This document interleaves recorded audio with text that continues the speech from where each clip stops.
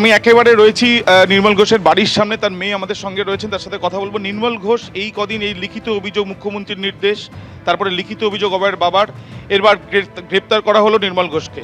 এই কদিন তাকে পাওয়া যাচ্ছিল না, এই বিষয়টা সামনে আসে। তিনি কোথায় ছিলেন? দেখুন, সত্যি কথা বলতে আমরা কেউ জানতাম না উনি কোথায় ছিলেন। বিগত জুন দু মাস ধরেই উনি বাড়িতে ছিলেন না। ওনার তো অনেক কন্ট্যাক্টস, এবার আমরা তো বলতে 2 মাসে তাকে তো দেখা গিয়েছিল মিটিংয়ে। ওই একদিনই দেখা গিয়েছিল, যেখানে উনি কলকাতায় একদিন গিয়েছিলেন, সেই দিনকে ওনাকে দেখা গিয়েছিল। আমরাও দেখেছিলাম, মিডিয়াতেই আমরা দেখেছি। আমাদের বাড়িতে উনি ছিলেন না, মিডিয়াতে আমরা দেখেছি। এবং ওখান থেকে উনি কোথায় ছিলেন, কোথায় কি করেছেন, আমরা সত্যি কিছু জানি না। সেটা আমাদের কাছে পুলিশ বারংবার এসে জিজ্ঞেস করেছে, বারংবার আমাদের বাড়িতে আমাদের সবাইকে ডেকে নিয়ে গিয়েও বিভিন্ন তদন্ত তারা করেছে। আমরা সত্যি কিছু জানতাম না। তড়িঘড়ি করা হয়েছে এবং জোরপূর্বক বাড়িতে প্রবেশ করার পর দ্রুত ক্রিমিশন করার জন্য হুমকি দেওয়া হয়েছে, এরকমই লিখিতভাবে অভিযোগ করেছিলেন অভয়ার বাবা।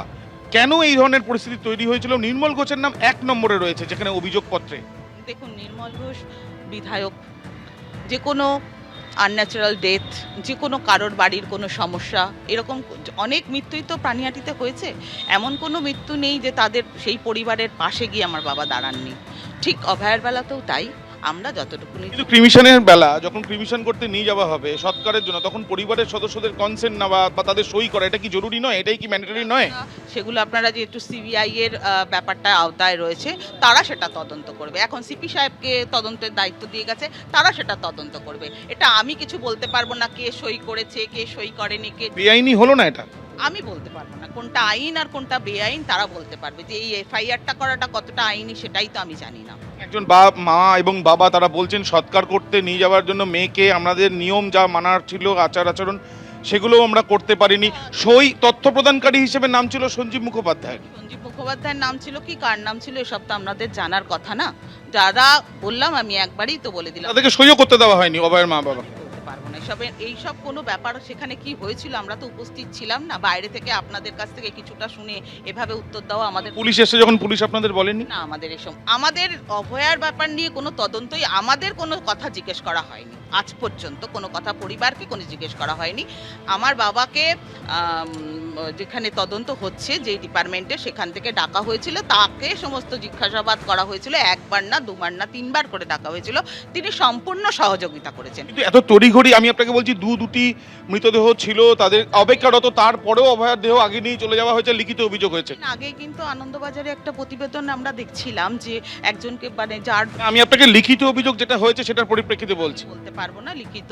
এত তাড়াহুড়ো, এত ভিআইপি ট্রিটমেন্ট কেন ছিল? এটা তো ভিআইপি ট্রিটমেন্ট, তো বললাম আমি, পুলিশে পুরো ঘেরা ছিল।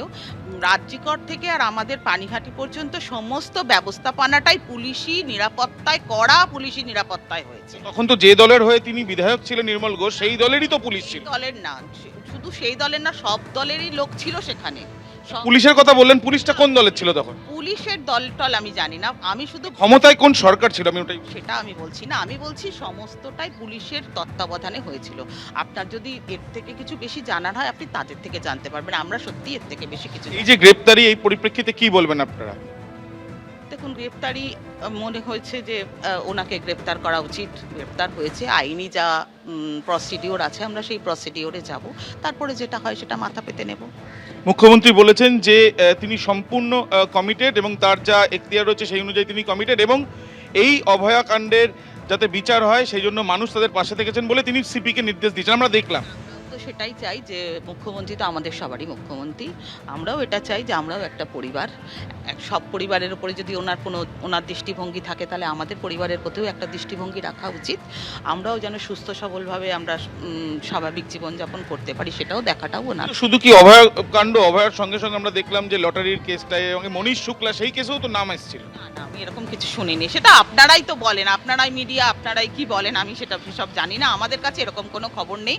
তবে যেগুলো কেস আছে সেগুলো আপনারা দেখে নেবেন, জানতেই তো পারেন কি কি কেস আছে, দেখে নেবেন। আমরা আইনি ব্যবস্থাপনা যা আছে, আমরা আইনি যা প্রসিডিউর আছে সেটাই আমরা। আপনার নাম? আমার নাম ছন্দা।